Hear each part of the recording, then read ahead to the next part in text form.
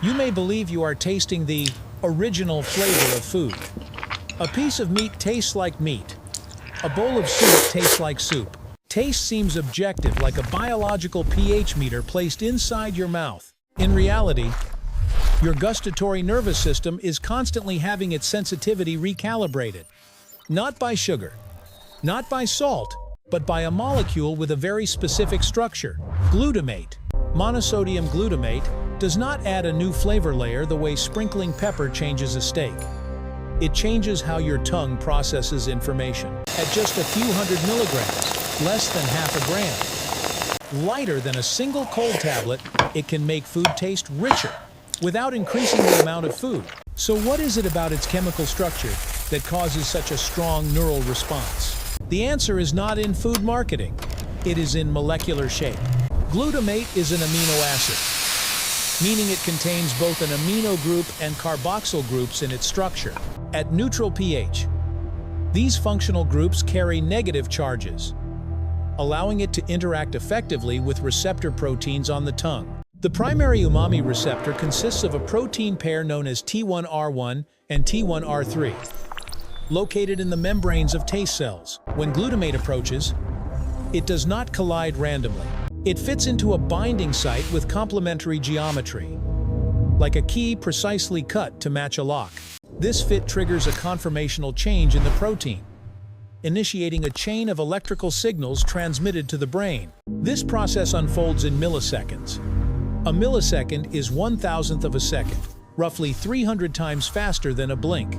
That speed allows the brain to combine the umami signal with aroma from the nose and temperature sensations from the tongue into a unified perception of deliciousness. Importantly, glutamate does not work alone. When combined with nucleotides such as inosinate in meat or guanylate in mushrooms, the umami effect increases dramatically. When two molecules bind simultaneously to the receptor, the resulting signal is far stronger than the effect of either molecule alone. Taste is not replaced here. It is enhanced. MSG appears as white crystals that dissolve easily in water. Once dissolved, it separates into sodium ions and glutamate ions. Sodium contributes to saltiness, but the umami effect comes from the free glutamate ion. During cooking, more than just protein high temperatures can break down proteins in food, cells, we find nucleotides releasing like natural inositate. glutamate. This occurs in bone broth simmered for hours, where collagen and other proteins are broken into amino acids. MSG simply supplies glutamate directly in a ready-to-use form, bypassing the lengthy breakdown process. In that sense, it acts like installing a software update for a dish. Notice it does how not the change the saffron doesn't hardware, the overpower the ingredients, lentils, but it adjusts simply how the elevates nervous the system existing interprets earthiness. taste The signals. taste is truly A concentration enhanced, of about never 0. replaced. 3% of a dish's weight, roughly 3 grams per kilogram of food, is enough to produce a noticeable difference.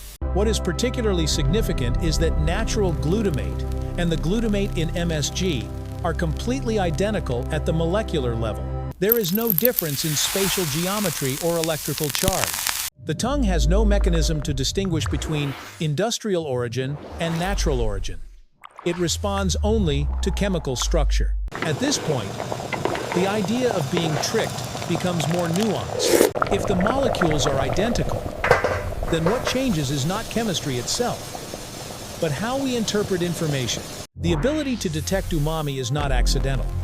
In evolutionary environments, protein was a critical nutrient. Recognizing glutamate-rich foods helped our ancestors prioritize the energy needed for muscle growth and nervous system development. Glutamic acid is one of the most common amino acids found in proteins.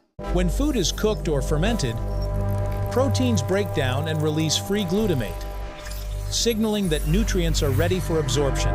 The brain learned to associate that signal with nutritional value. This explains why traditional dishes around the world, from fermented fish sauce in Southeast Asia to aged cheeses in Europe, are naturally rich in glutamate. No laboratory engineered these techniques. They emerged through generations of experimentation and natural selection. When MSG appeared in the 20th century, it did not create a new mechanism. It tapped into one that already existed. Its impact lies not in deceiving the tongue, but in activating a system that has long been optimized to recognize protein.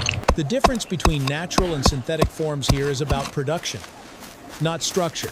Just as vitamin C in an orange and synthetic vitamin C are both ascorbic acid, glutamate remains glutamate regardless of its source. Once you recognize this, the story shifts. The issue is no longer a white, crystalline grain, but how we react to chemical names that sound complex.